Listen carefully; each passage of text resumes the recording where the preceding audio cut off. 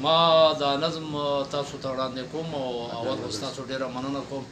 شکریه ما دا کوم چې موقع م راکړه د نظم نه وړاندې یو دوه شعرونه ویم چې ته وګوره نړۍ څه نوی رنګ راوړی دی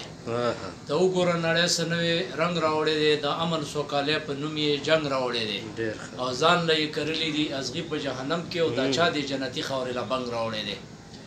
او د نظم دغه دی دا مطلب خدایا تر څو به وي ړانده پښتانه او تل دي روان د غیر په پله پښتانه وخت او بخته تاسو ځئ په مخه او دلته څوک نشته کړې وړئ په مخه پرېږده چې خوب وکړي اوده پښتانه او خدایه تر څو به وي ړانده پښتانه ډیم د ورسک بجلي د سند او پنجاب دا کم انصاف دی درنه غواړم جواب غوړي ته بل خو دي شاوده پښتانه او خدایه تر څو به وي ړانده پښتانه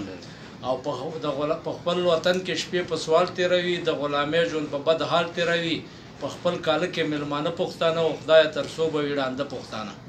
او چې په پښتو نه وي معلوم پښتانه نظیره ورک که تش په نوم پښتانه مونږ له پکار دي پښتانه او خدایه تر څو به وي ړانده پښتانه مننه